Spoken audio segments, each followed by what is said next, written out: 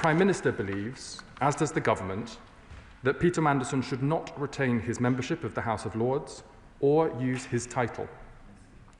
As the House already knows, the government does not have the power to remove peerages without legislation.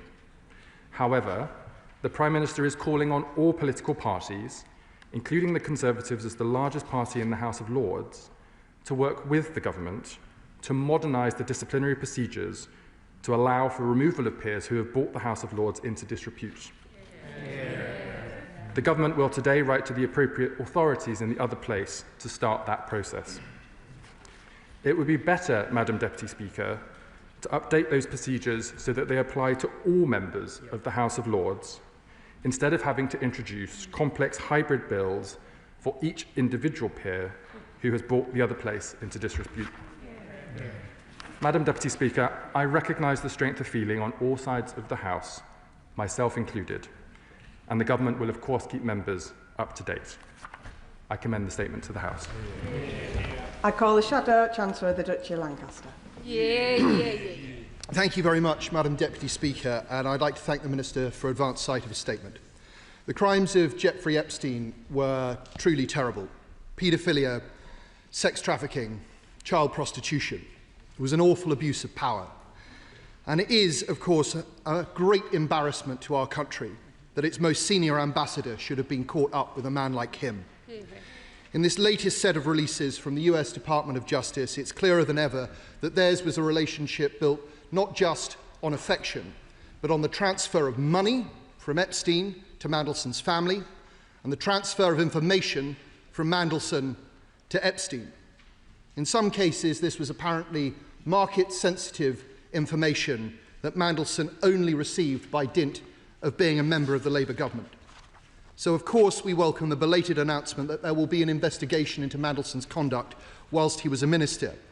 But this should have happened long ago, and I say that because we know that in February last year, Gordon Brown, the former Prime Minister, wrote to the Cabinet Secretary explicitly asking for an investigation into the veracity of information contained in the Epstein papers about the sale of assets arising from the banking collapse and communications about them between Lord Mandelson and Mr. Epstein. That investigation never happened.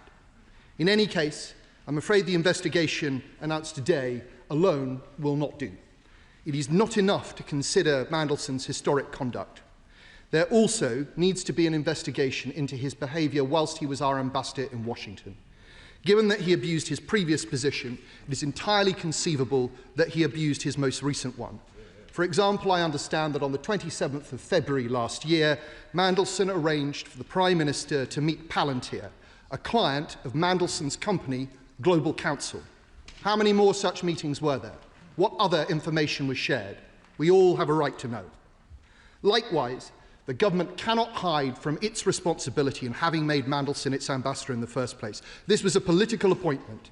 It happened only because of political pressure. And so one of two things must be true, Madam Deputy Speaker. Either there was the most terrible failure of the vetting system, or the government chose to brush that vetting information away. And both are very serious. But the government must now be honest with us about which it was. And it seems very unlikely that the government's vetting system broke down entirely. Indeed, on the 10th of September, the Prime Minister told the House that full due process was followed during this appointment. Can it really be the case that this full due process did not pick up the extent of the relationship? On the 3rd of November, Ollie Robbins, the then Permanent Secretary at the Foreign Office, told committee, back before Lord Mandelson was announced as the appointee, there was a process within the Cabinet Office to make sure that the Prime Minister was aware of Lord Mandelson and the issues around his appointment. We can confidently say that the relationship with Epstein was indeed surfaced. So the government knew that Mandelson had a long-maintained and unhealthy relationship with Epstein, and yet it continued with its appointment anyway.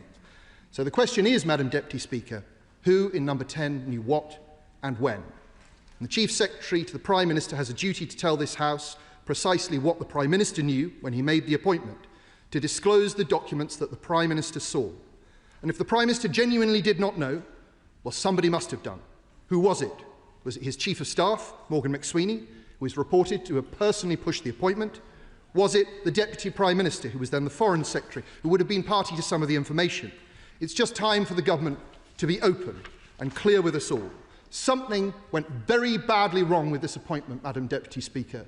It has caused very great embarrassment to this country, and it is time that someone took responsibility. Thank you, Madam Deputy Speaker. The person that has to take responsibility for their failings is Peter Mandelson. The Shadow Chancellor of the Duchy of Lancaster knows, because the process for political appointments, whether to ambassadorships or otherwise, was one that was set up under the previous Conservative government. It was a process that we inherited and have since updated. The Prime Minister has been very clear that the declarations of interest that were put forward by Peter Mandelson were not wholly truthful. When it became clear from the release of information that had not been the case, the Prime Minister moved swiftly to remove Peter Mandelson as the ambassador to the United States. On the first point that the Shadow Chancellor of the Duchy of Lancaster made in relation to an investigation requested by former Prime Minister Gordon Brown, I can confirm to the House that his statement was incorrect. Former Prime Minister did ask the Cabinet Secretary to investigate to look for any particular documents that related, as he said, to the sale of RBS assets to JP Morgan. That investigation was undertaken. The Cabinet Secretary did respond to the former Prime Minister to confirm that no documents in relation to these questions were held by the government. Evidently, now that more documents have become available to the public and to the government, further investigations are now taking place. Emily Thornberry. Thank you very much, Madam Deputy Speaker. These files seem to show that Peter Mandelson was given £50,000 by a notorious paedophile, and a few years later, he sent on market-sensitive information to Epstein, who worked for JP Morgan, about market bailouts, the Prime Minister's resignation, telling them that they should mildly threaten the Chancellor of the Exchequer, and then told him about matters of national security. Surely this is not a matter of whether Peter Mandelson be in the House of Lords. This is a matter of whether the police should be involved. The Honourable Lady is right that each individual issue is wholly unacceptable, and cumulatively it is also unacceptable. The undeclared exchange of funds, the passing on of government information, let alone the fact that those exchanges were to a convicted paedophile, are wholly unconscionable. And the House will know that if any of those activities were to take place today, ministers would be swiftly relieved of their duties and could be, via the recall petitions available to the House, removed from their constituency too. As to the matter of criminal investigations, of course, that is a matter for the prosecution services and the police, and the investigation into the released documents from the Cabinet Secretary to the Prime Minister, as I've informed the House, is currently underway. Liberal Democrat spokesperson Max Wilkinson. Thank you, Madam Deputy Speaker. The Chief Secretary to the Prime Minister and the Shadow CDL are right.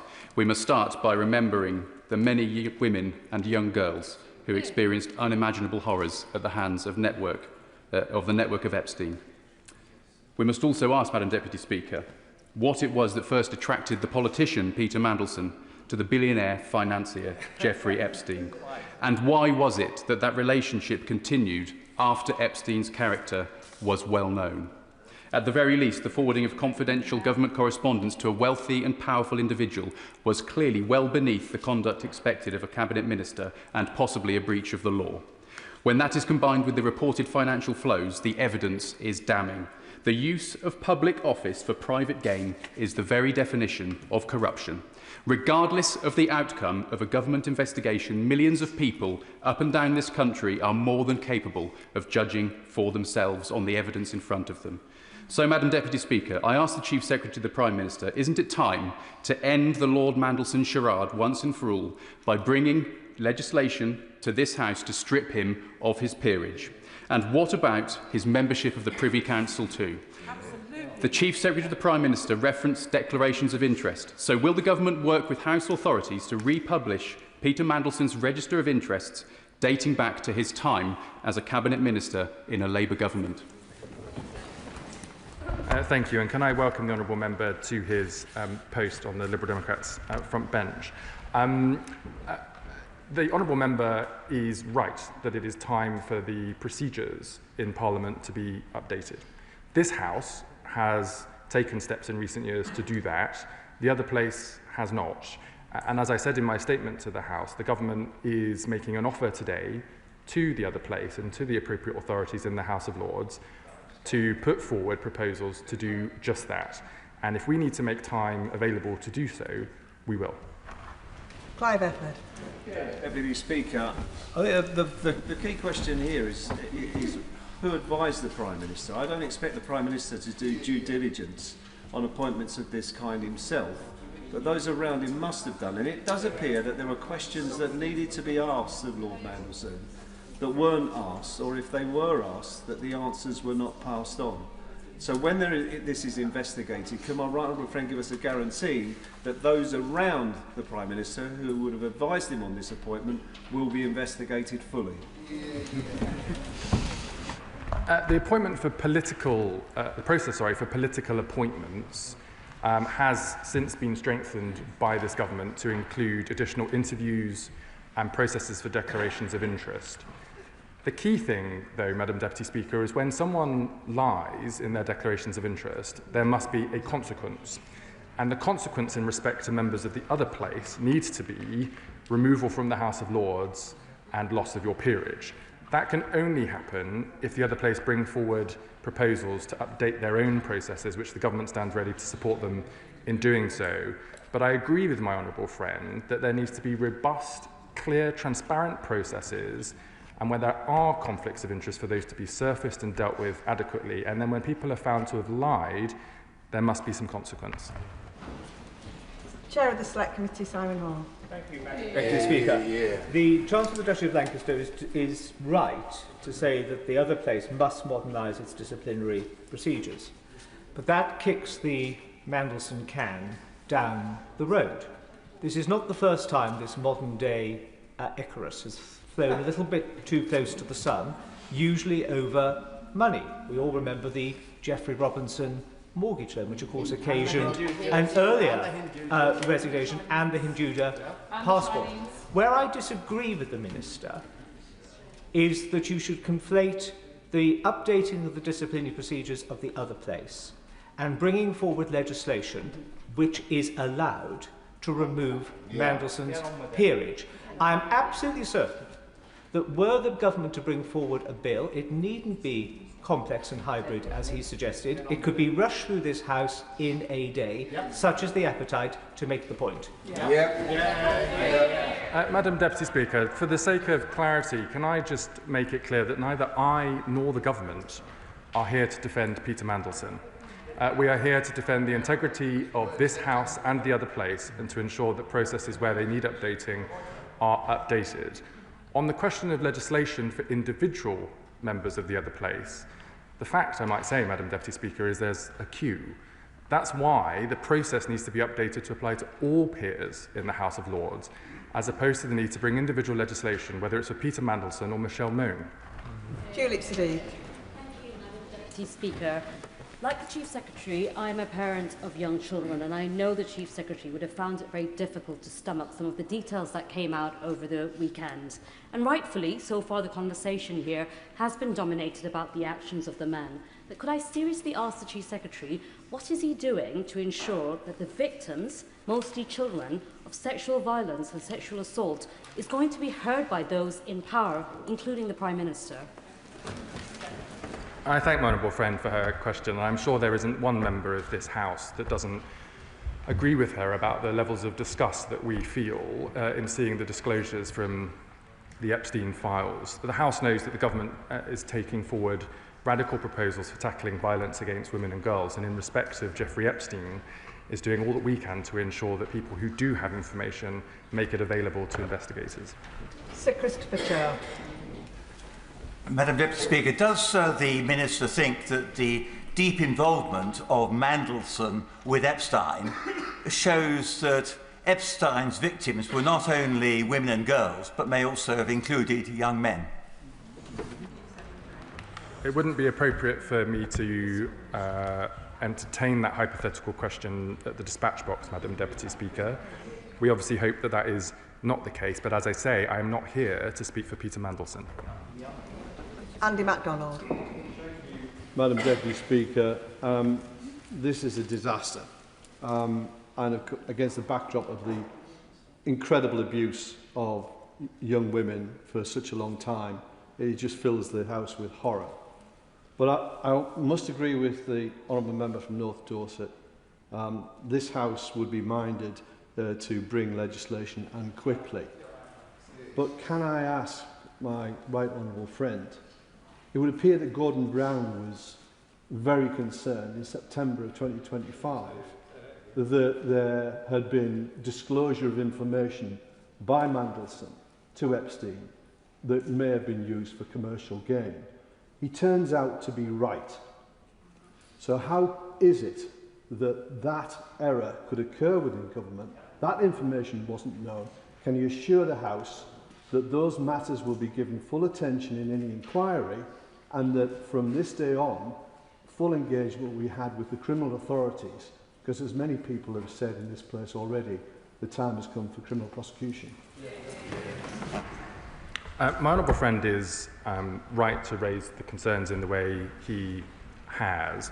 As I confirmed to the Shadow Chancellor of the Duchy of Lancaster, the Cabinet Secretary did respond to Gordon Brown's request to search for documents in the government archive in relation to the sale of RBS assets to JP Morgan at that time. The review of documents at the time concluded that those documents did not exist in the government archive. It is now evident from the release of documents from the US Department for Justice that the emails that we have all seen account for what took place at the time, and that's why the Cabinet Secretary now is reviewing the archive again, not just in respect of that particular question, but in the round during the time that Peter Mandelson was a Labour minister, and he'll be reporting to the Prime Minister as soon as he's been able to do that. In Cash for Questions, all the recent sexual harassment cases at Westminster, the police were called. They were called proactively by the government. Why is the government in this case conducting an inquiry without informing the Met Police? And if they're not, will they get on with it straight away? Because it's inevitably going to happen. Yeah. As I have told the House, the Cabinet Secretary is currently looking at the government archives to see what documents are available and will advise the Prime Minister accordingly. If the government can be of assistance to any investigations in due course, of course it will do so. Justin Madders. Thank you, Madam Speaker. There are many aspects of this which are hugely troubling, and I just want to focus on one, which is the passing on by a serving Cabinet Minister to third parties of highly sensitive information. Clearly that's something that could amount to misconduct in public office, and I hope that the police do investigate that. But it does reveal these papers, doesn't it? A very casual relationship with probity for Mandelson and his apparent willingness to share highly sensitive information with third parties. Now, what concerns me in particular is, of course, that he has been in a very senior role in recent times. So I wonder if the Chief Secretary could confirm whether he or anyone else serving in government in a ministerial or advisory capacity has discussed in recent times, in the course of this government, information of a similar nature that could have been used to benefit third parties. The information that became available over the preceding few days from the US Department for Justice is new information to the government. Christine Jardine. Thank you very much, Madam Deputy Speaker. Can I echo the remarks that have been made in this House this evening about the fact that it might be time for criminal proceedings to take place in this? I also think it's important when the government has made such a totem of tackling violence against women and girls, that they're seen to stand up for women and girls in this and encourage everyone who's been mentioned in this to cooperate with the American authorities and give any information that they have to the inquiries in the United States. Good point, well made.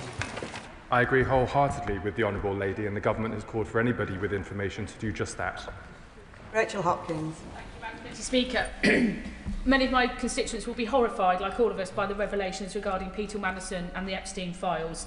But they'd also be shocked to know that the government doesn't have the power to remove peerages. Yeah. So does the Chief Secretary agree with me that it's absolutely right to do whatever necessary to modernise procedures to allow for the removal of peers and their peerages when they've brought the other place into disrepute? I think my honourable friend is exactly right, and that's why the government has written to the appropriate authorities in the other place today to request that that work is now started. Stephen Flynn.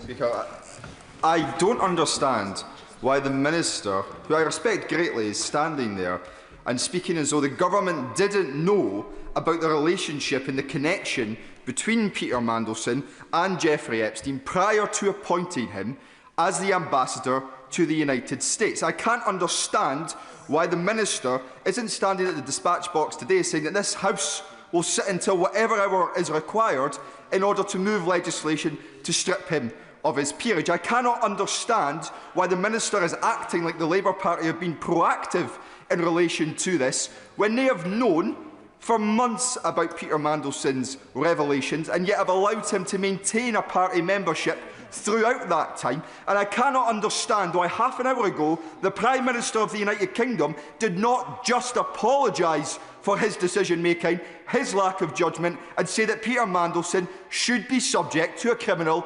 investigation. Neither the Labour Party nor the government, or indeed this House or the honourable member, knew about the information that was made available by the US Department for Justice only a matter of days ago. As soon as that information became available, the government has acted accordingly. And in respect of the previous decision of the Prime Minister to sack Peter Mandelson as the ambassador to the United States, the Prime Minister was very clear with this House and indeed the public that he did so quickly as soon as the extent and depth of the relationship became clear from the disclosure that took place. The Prime Minister relied on the information provided by Peter Mandelson at the time of his appointment. As soon as that information changed, the Prime Minister acted quickly and removed him from office. Richard Bergen. Madam Deputy Speaker, the public is asking how on earth Peter Mandelson ever got to be appointed ambassador to the United States, given what was known. One would presume Peter Mandelson passed some sort of security check or vetting. But as well as an inquiry into Peter Mandelson's appointment, can the Chief Secretary to the Prime Minister reassure this House and the public, on behalf of the Prime Minister, that everyone in number 10 who advocated for or had influence in securing Peter Mandelson's appointment, in spite of what was known about his relationship with Epstein, had security clearance, a key protection to guard against improper influence and exposure for our country? All due process was followed. As the Prime Minister has made clear, for political appointments, it was clear that additional measures needed to be put into place, which have now been put into place. And I remind the honourable member in the House that the information that became available both at the time the Prime Minister sacked the former ambassador to the United States and in the last few days only became available to the Prime Minister and the government at the same time as everybody else. Sir Julian Lewis. Can the Minister not see that it's in the Labour Party's interest as much as it is in the national interest that this issue of stripping Mandelson of his peerage should be resolved as soon as possible, bring in the wider legislation subsequently? Now, he may be a little young to remember when the late John Prescott compared Mandelson to a scorpion in a jam jar that he was holding. But can the Minister explain to this House the fatal fascination of Labour leader after Labour leader in appointing this man to post after post with his checkered record of corruption and multiple resignations? Julian. I say to the right honourable gentleman and to the House that whether it's about Peter Mandelson or Michelle Mone or other peers who have brought the other place into disrepute, that there needs to be a process for the removal of members of the other place and their peerage. The government is making it very clear today that that should be conducted on a cross-party basis to ensure the integrity of the other place and our democracy in the future as it relates to all peers. And I would encourage members across the House and in the other place to make sure that those proposals are brought forward swiftly. Kim Johnson. Thank you, Madam Deputy Speaker. Mandelson's behaviour fell well below expected standards for a long time, but sadly, he was disgracefully allowed to resign very quietly. Even though he was sacked as the US ambassador last year, more action should have been taken last year. So I will ask the Chief Secretary to do everything that he can do to expedite legislation to remove all of the privileges from this awful man as soon as possible. I thank my honourable friend for her question. The government stands ready to work with authorities in the House of Lords to update their procedures. As I've informed the House, we've written to the appropriate authorities in the other place today to start that process, and we hope to move as quickly as possible. Manuela Pertegala. Madam Deputy Speaker, and I want to focus on the victims.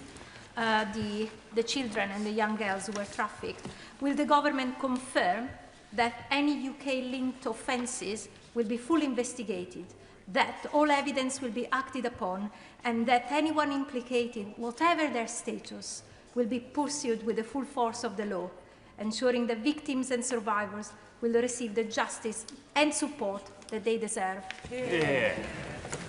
I thank the Honourable Lady, and she's right that the victims of Jeffrey Epstein need to be at the centre of all of our attentions. The government will, of course, cooperate with any investigations that take place, and as we have said repeatedly, anybody with any information should make themselves available to investigators, whether here or overseas. Alex McIntyre.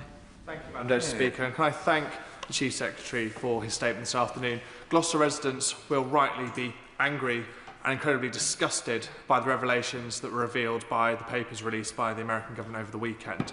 And I think it's in the interest of this whole House that we get this place in order so that those who commit heinous acts, who align themselves with people like Jeffrey Epstein, are no longer in this place, so the public can have the trust that we are acting in their best interest. So can my honourable friend confirm that he and the government will act at pace to ensure that that man is removed from the House of Lords, and can he update the House on the steps they've taken to improve the direct appointments process since he was removed as ambassador?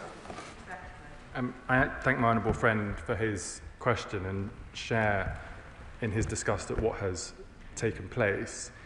As I've said to the House of Lords must update its procedures to ensure that there are consequences for the behaviours of members in the other place that bring their House into disrepute. The House of Commons, this House, has in recent years been able to do that, and there is no reason why the other place should not, and the government stands ready to support the House of Lords in whichever way is necessary to make sure that's put into effect. Robert Jenrick.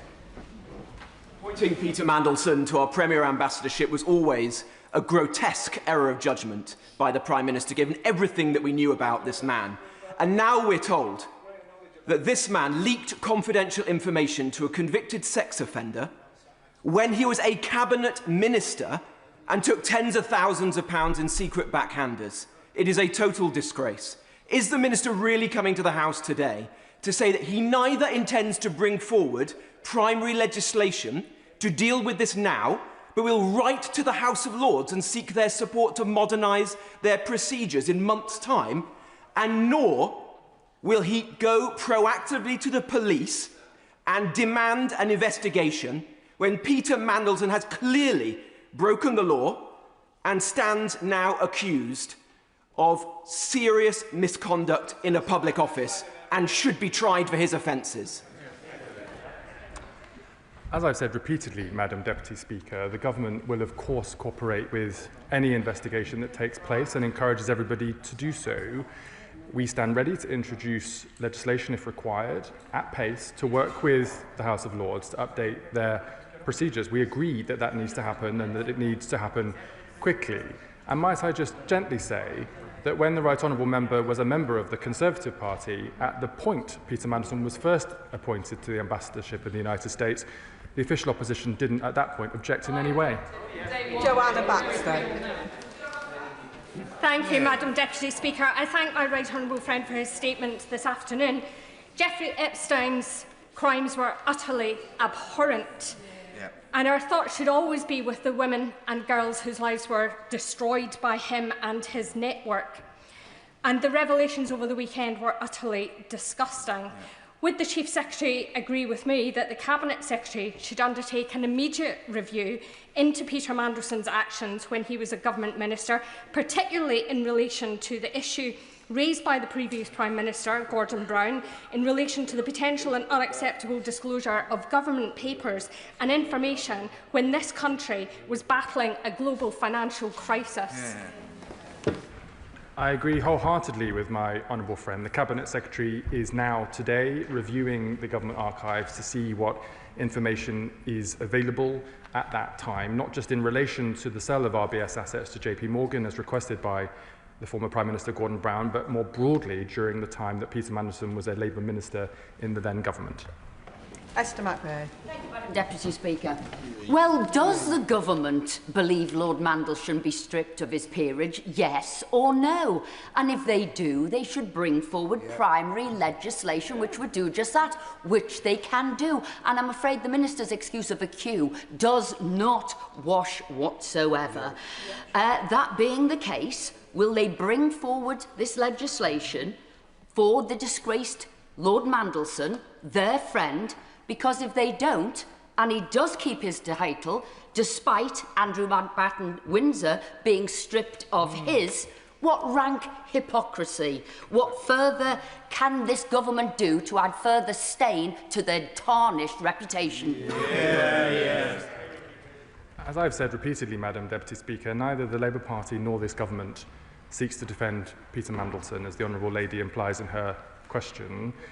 The leader of the opposition has herself called for Michelle Mone's peerage to be removed. The point I make is that that can't happen either because the processes are not up to date in the House of Lords. It would be better to bring forward changes to ensure that the rules can be applied to all members of the House of Lords in these circumstances, whether Peter Mandelson or Michelle Mone, and we stand ready to do so. Andrew Lewin.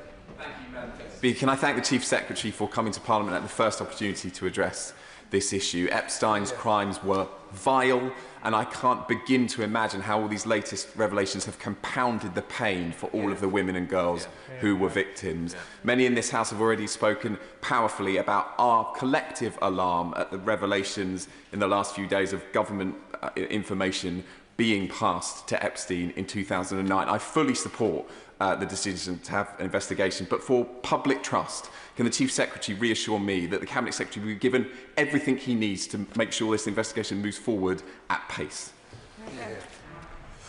I agree with my honourable friend, and again to reiterate that if any minister was found to be forwarding government information in that way, they would be quickly removed from post under the rules that we have today and could be subject to recall to their own constituencies from the House authorities here.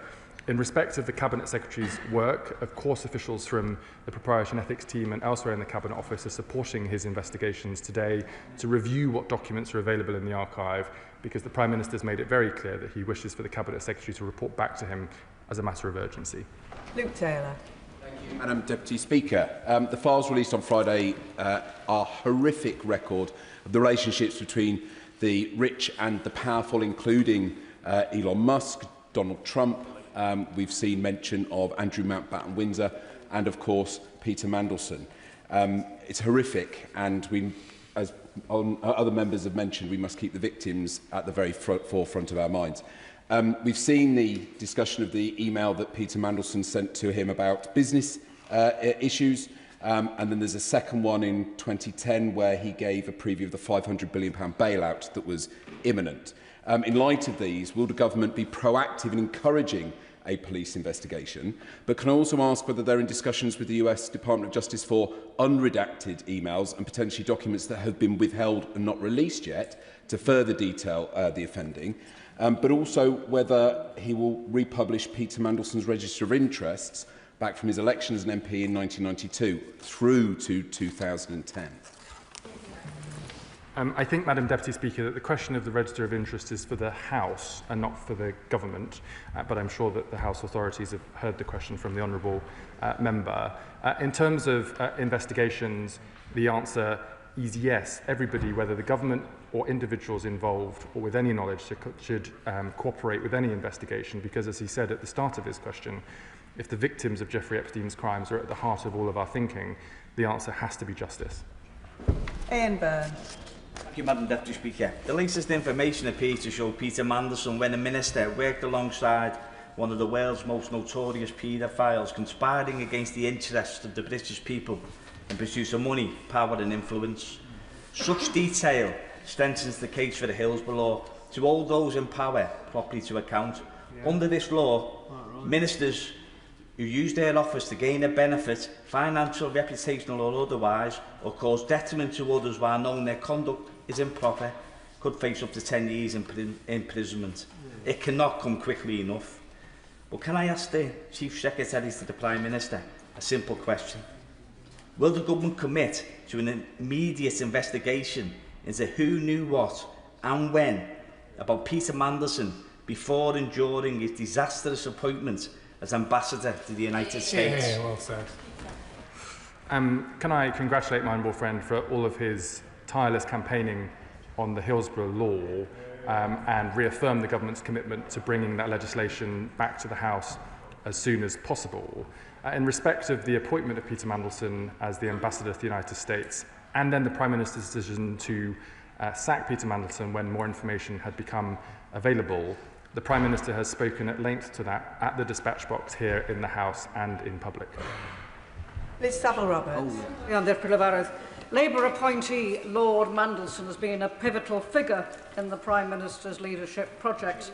And this is now a damage limitation exercise for the government. There is a deep irony, I think, in that the government can appoint people to the House of Lords, but they can't clear up after their own mess.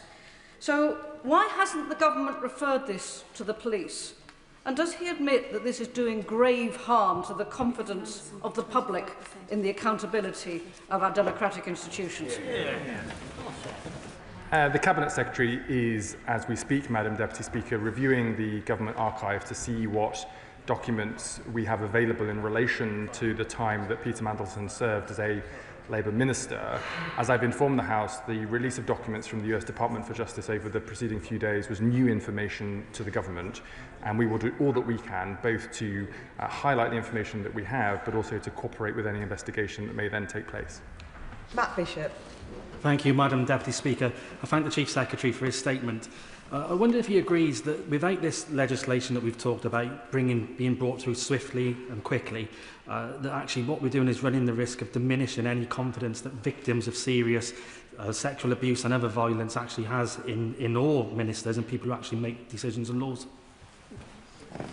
I think my honourable friend is right that the public expect that if you break the law or the rules, there should be consequences for that behaviour. In this House, that is the case. In the House of Lords, it is not the case. That's why the government is encouraging the appropriate authorities in the House of Lords to come forward with proposals to change that. And if the government is required to assist in any way, including making time available in this House to do so, we will. Tom Tugendhat. Thank you, Madam Deputy Speaker. There are two issues here. One is the connection of a member of the House of Lords to a convicted paedophile who is, let's not forget, not the only Labour appointee recently made who's been connected to a convicted paedophile. Lord Matthew Doyle, who was appointed only recently, has maintained a persistent connection with a convicted paedophile as well.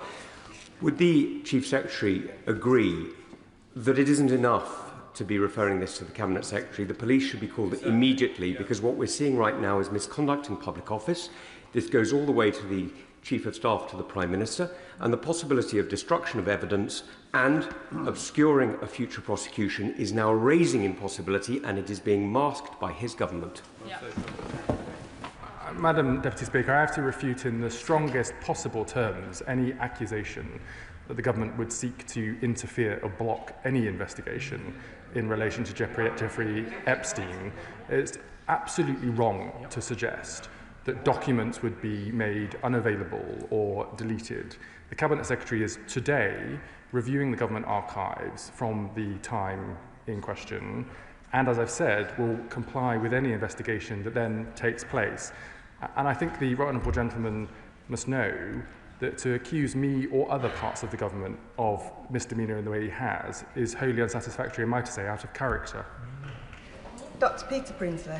Thank you, Madam Deputy Speaker. So I can recall the description of the scorpion in the jam jar.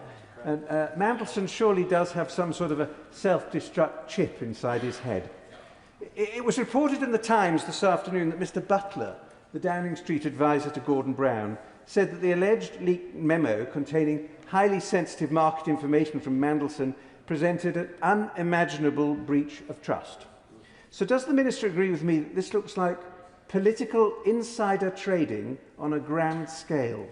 And would he support not only an independent inquiry, but a criminal investigation? My honourable friend is absolutely right that releasing government information in and of itself, let alone in respect for personal or commercial gain, is wrong. and a breach of the rules that we must all comply with. And if that is the case, then there should be appropriate investigations and consequences for that behaviour. Alicia Kearns. Thank you, Madam Deputy Speaker. I'm afraid it is untenable to suggest that what was already known of Mandelson's simpering after the conviction of Epstein was not enough to make him inappropriate to be ambassador, and I did object from day one on that exact basis. It is on Hansard. I'm afraid there were a number of questions to the Cabinet Secretary, to whom I wrote on the 5th of December with the Honourable Member for East Grinstead, that still have not been answered. I'd be grateful for the answers today. Did Mandelson receive a taxpayer-funded severance payment after stepping down as ambassador? If so, how much? Was that paid by taxpayers? Will details of his contract be published in the name of transparency?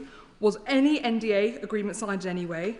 And when did Lord Mandelson's salary formally cease? These are not unreasonable questions. We're almost 2 months on, and I have had no response from the Cabinet Secretary, and that gives me enormous concern. To the first part of the Honourable Lady's question, as the Prime Minister made very clear, when the extent and depth of the relationship between Peter Mandelson and Jeffrey Epstein post his conviction became clear, the Prime Minister moved very quickly indeed to sack Peter Mandelson as ambassador to the United States. The Prime Minister was not aware of that at the point of his appointment, and Peter Mandelson made certain commitments to the Prime Minister that obviously turned out to be untrue.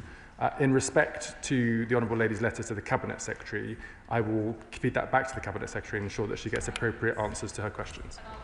John Slinger. Thank you, Madam Deputy Speaker.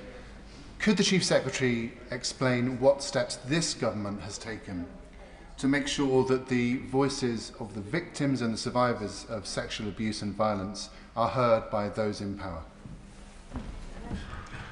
My honourable friend knows that the government has committed to reducing violence against women and girls and has brought forward recently a strategy for how we'll be working across government to do just that over the years ahead.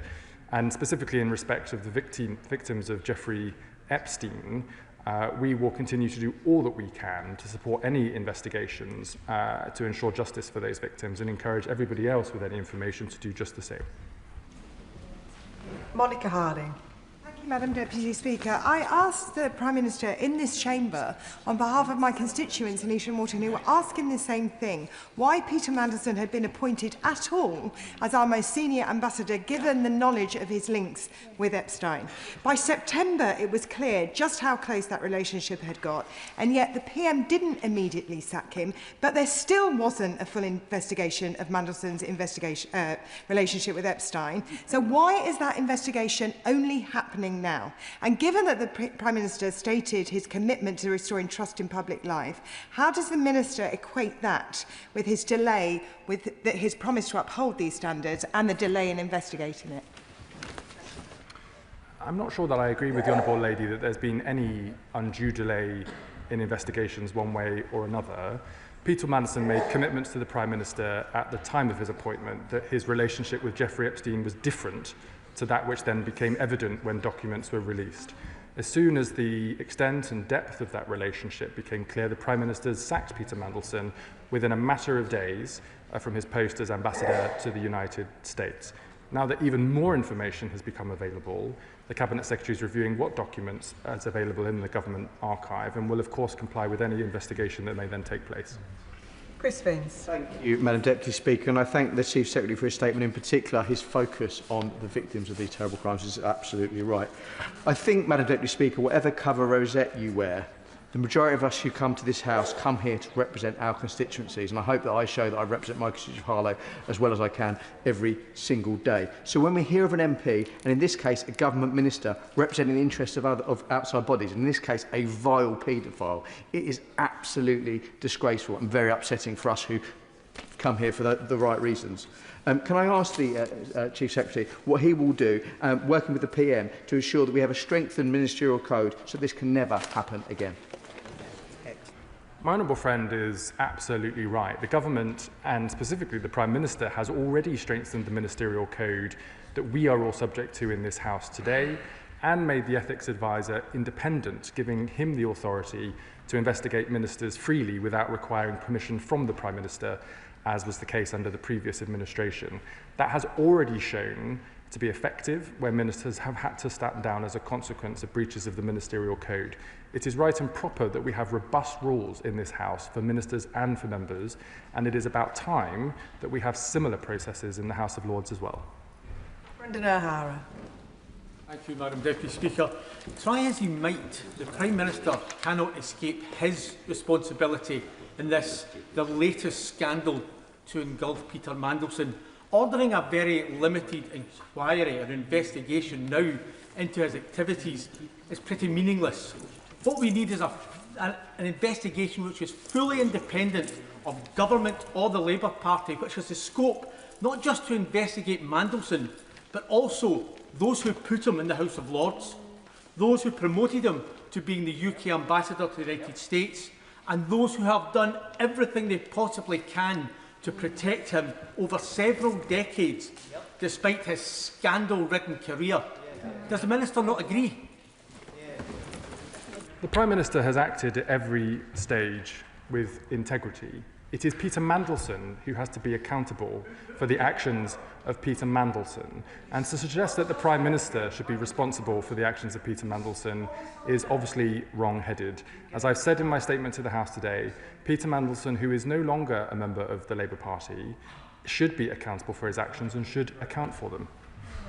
Dr. Caroline Johnson. Madam Speaker, I think it's disgraceful the government are choosing not to bring forward legislation to remove Peter Mandelson from the House of Lords. It's entirely within their gift to do so. The public know this. The public will be not only alarmed by the fact that the government are not doing this, but they'll question the motivation for their delay.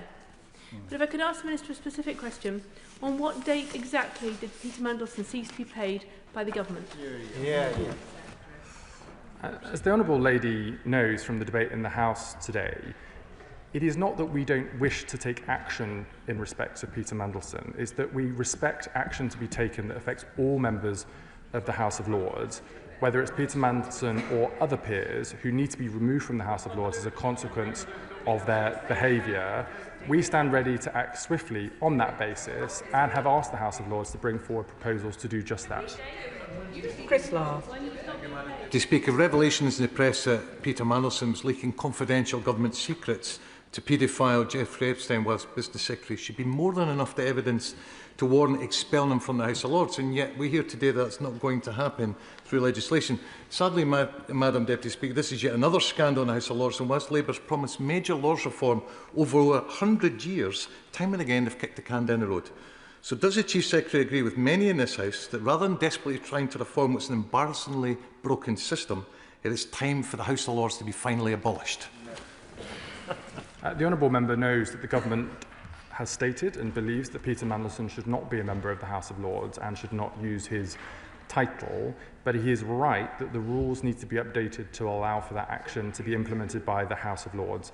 We've written to the House of Lords authorities today to say that that work must begin, and the Government stands ready to support them in doing that.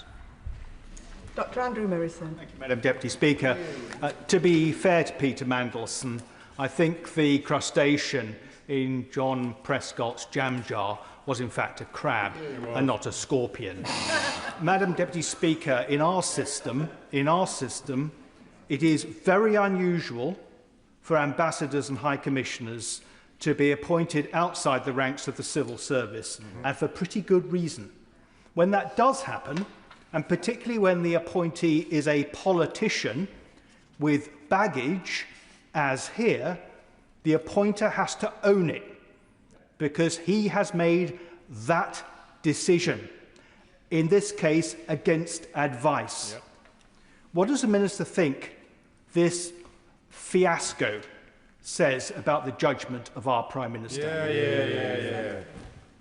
The Prime Minister's judgment was made clear when, as soon as information became available that he had been misled by Peter Mandelson, he sacked him. Vicky Slade.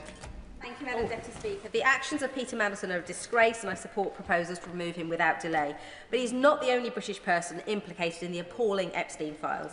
So what is the government doing to ensure that all those linked to Mandelson, Andrew Mountbatten-Windsor and any political, public or civic figure are fully investigated here, not just cooperating with US authorities, but taking action here for all the crimes committed on our soil?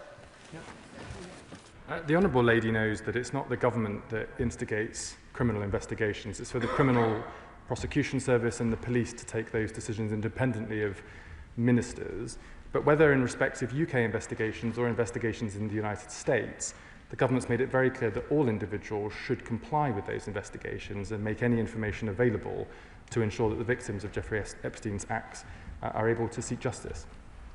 Lincoln Jopp. Thank you, Madam Deputy Speaker. When the Prime Minister sacked Lord Mandelson as the American ambassador, ministers came to this House and that dispatch box, and I pointed out to them that for the whole time that he was our ambassador, he had been subject to politically fatal compromat, which therefore left him open to leverage, as it finally played out. And I said that if we found out that he was spying for Russia or China, we'd be turning his time in office inside out, every single aspect of it, in order to find out the truth. And the government said, well, he's been sacked. So does the Minister regret the fact that following his sacking, they didn't do the sort of due diligence and inquiries which might have unearthed the documents from the Department of Justice? To be clear, the documents produced by the United States Department of Justice were not available to the government until they were released a number of days ago. And as soon as they have become available, we've instigated processes within our own authorities to make sure that we have a clear view of what information was available to government at the time and to comply with any investigations that may take place. Rachel Gilmore. Madam Deputy Speaker, as so many of my colleagues have rightly said, our thoughts today should be first and foremost with the victims. And I would hope that no political party in this chamber would use it as an excuse to cover the backs of some of their less fragrant members of the House of Lords.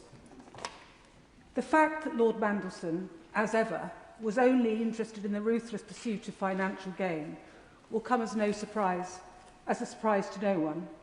Number 10 is now saying that Mandelson should indeed lose his peerage. I have to say, I wholeheartedly concur. However, isn't it staggering that members of this House seemed more aware of Mr Mandelson's skeletons in the wardrobe than the Prime Minister who appointed him? As far as I'm aware, Madam Deputy Speaker, no member of this House had access to the information recently published by the United States Department for Justice or the documents that were released at the time the Prime Minister sacked the ambassador to the United States. The Prime Minister has been very clear to this House previously that had he had access to that information, he would not have appointed him in the first place. Claire Young. Thank you, Madam Deputy Speaker. The Minister indicated that Mandelson assured the Prime Minister that his relationship with Epstein was of a different nature. Can he explain what sort of relationship with a convicted paedophile would be acceptable in this role? And will the Prime Minister come back to the House to make a specific statement on the advice he received regarding Mandelson's conduct? The information that became available in September, which led to the sacking of Peter Mandelson as ambassador to the United States, made it clear for the first time to all of us and to the Prime Minister that Peter Mandelson not only remained a friend with Jeffrey Epstein following his conviction, but had actively mentored and encouraged him on how to challenge that conviction and how to push back against it. That was one example. There is now a list of examples of how the depth and extent of the relationship following the conviction of Jeffrey Epstein between Jeffrey Epstein and Peter Mandelson was unacceptable. If the Prime Minister had known that at the time Peter Mandelson was being considered to be ambassador to the United States, he would not have appointed him, and as soon as the Prime Minister became aware of that information, he sacked him. Richard Ford. Thank you, Madam Deputy Speaker.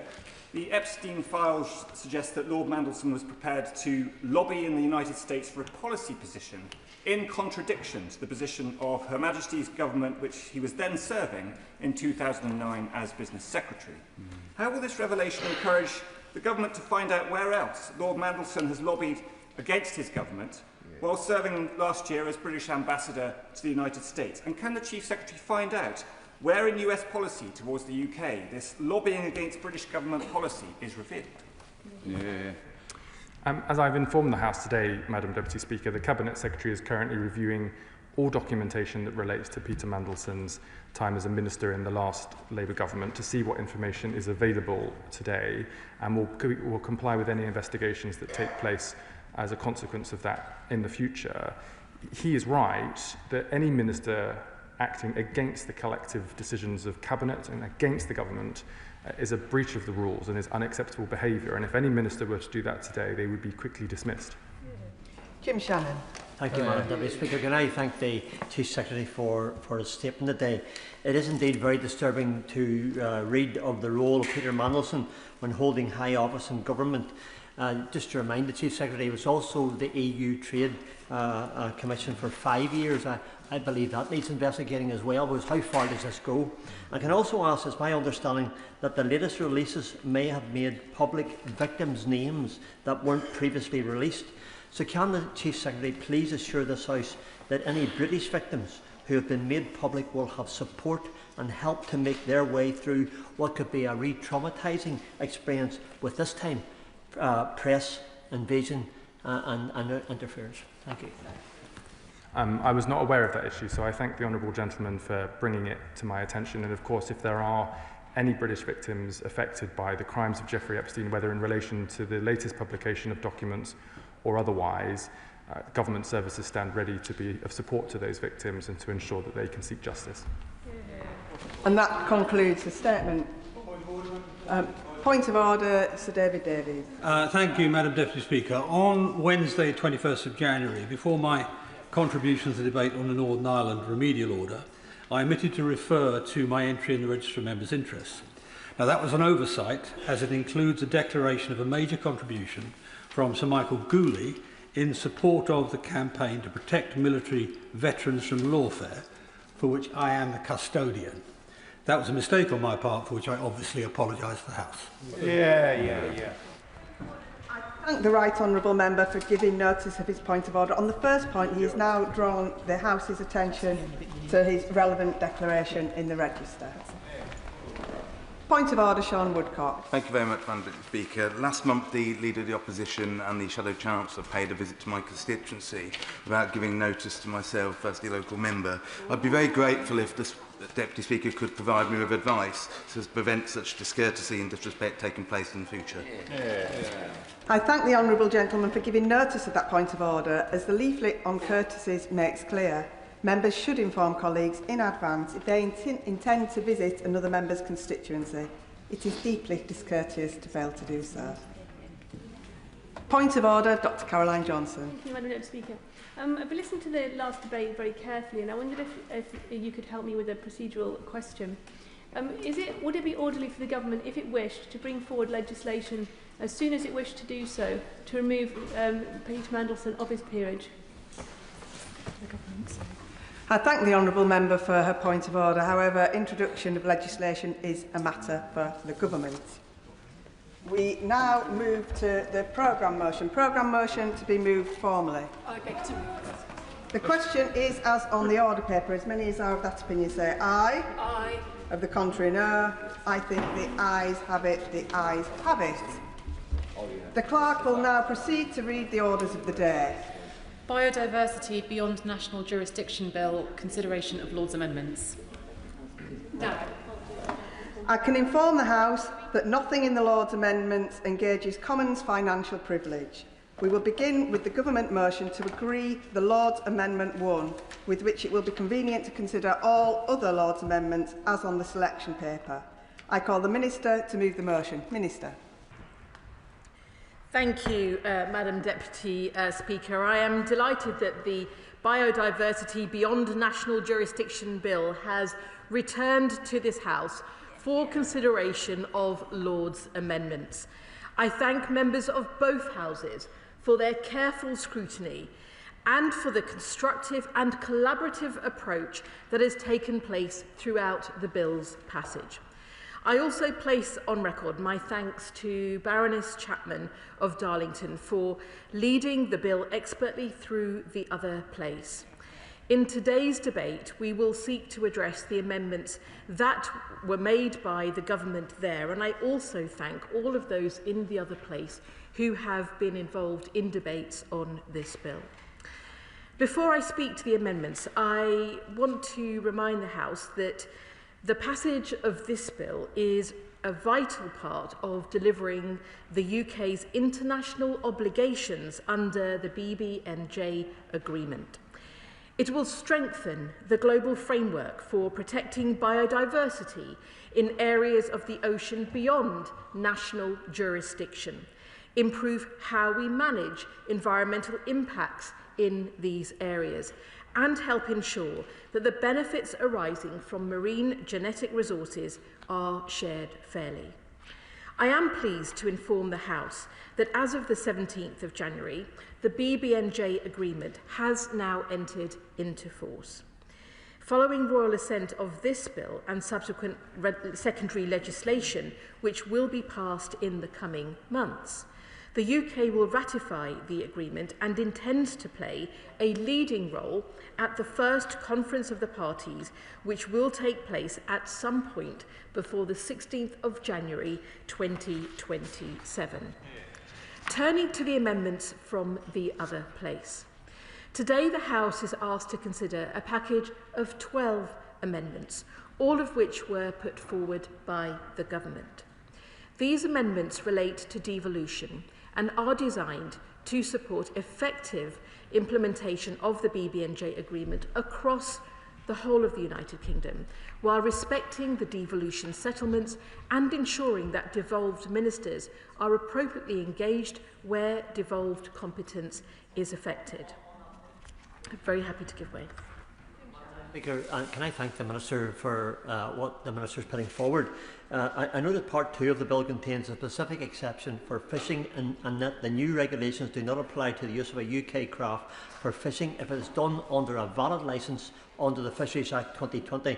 I've been contacted by some of the organisations back home in Northern Ireland, and so does the Minister not agree that it's essential that the devolved administrations enshrine this in acknowledging that the fishing industry is reliant on the ability to continue to fish in all current areas? In other words, Madam Deputy Speaker, it's important that the administrations, the Northern Ireland Assembly in particular, does what this bill says, because if it doesn't do that, then the Northern Ireland fishing organisation will find themselves at a disadvantage. Thank you. I thank the honourable member for his question. It is indeed important that all our devolved administrations, as well as the UK government, are abiding by the agreement, and I thank him for his interest and his engagement in this important bill. I am really grateful as well to those, to all of those who we have been engaging with through the passage of this bill. And working closely with ministers and officials in the devolved governments, we agreed at the introduction of the bill that legislative consent motion that the legislative consent motion process is engaged for Scotland and Northern Ireland to varying extents by Part 2, 3 and 4 of the bill. The government has been in sustained discussions with both of these devolved governments to seek consent for the bill, and I can confirm to the House that motions on consent have been passed by the Scottish Parliament and the Northern Ireland Assembly. Lord's Amendments 1 and 4 provide Scottish ministers and Northern Ireland Department of Agriculture, Environment and Rural Affairs with concurrent powers to make regulations within devolved competence corresponding to the powers to make provision granted to the Secretary of State under Clause 9 and Clause 11 of the bill. Amendments 2 and 5 provide the procedure for those powers. As one understands it, the BBNJ is dealing with matters primarily in international waters, and of course devolved institutions have no say in those matters. So as to broaden an understanding of the bill, what type of regulations is it anticipated that DERA, the local stormont department, would be making in consequence of this bill?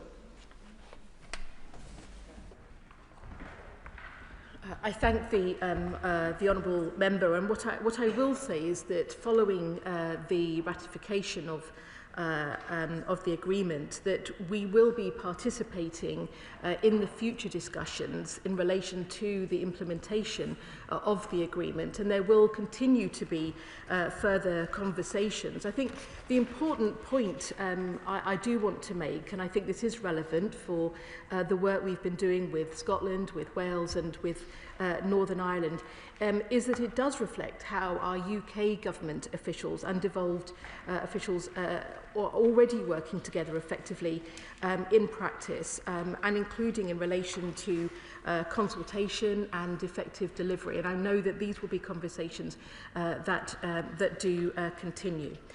If I can continue with my remarks, Madam Deputy Speaker, in relation to Amendments 3 and 6, these place a duty on the Secretary of State to consult Scottish ministers and the Department of Agriculture, Environment and Rural Affairs in Northern Ireland before exercising powers in clauses 9 and 11, where regulations engaged devolve matters. This duty does not apply where the Secretary of State considers that regulations need to be made urgently for the purposes of implementing emergency measures adopted under Article 24(1) of the BBNJ agreement. This approach ensures that devolved governments are engaged in advance of regulations being made, enables them to make their own provision on devolved aspects where they wish to do so, and reflects their responsibilities while supporting timely and effective implementation of the agreement. Lord's Amendment 7, I will give way. Shannon. Speaker, the reason why I'm asking, because I've been asked these questions by the fishing organisations back home, I want to put them on the record, and I wish to just very quickly. The bill enables the creation of internationally agreed MPAs in the high seas. If a Northern Ireland vessel operates in these international waters, it may face new restrictions on where it can fish to protect vulnerable habitats and species like sharks and whales. Does the Minister not agree that we need to ensure that MPAs are not created without the fishing industry, that's the sector itself, the fishing organisations, the fish producers, and that their opinions carry weight and not simply just a checkbox exercise? I just want to put it on record, please, if you don't mind. Thank you. I thank the honourable member, and indeed he does continue to put on the record his concerns, and he will know that as we move forward following ratification, there will be detailed conversations we will continue to have, and it is important that that the rules and regulations as we move forward will also be clear for all to be operating by. Madam Deputy Speaker, I was just referencing our approach and how we've been moving forward on the bill, and to ensure that devolved governments are engaged in advance of regulations being made, and that does enable them to be able to make their own provision on devolved aspects where they may wish to do so, and we continue to work closely together to support timely and effective implementation of the agreement. Lord's Amendment 7 inserts a new clause after clause 17 that makes changes to the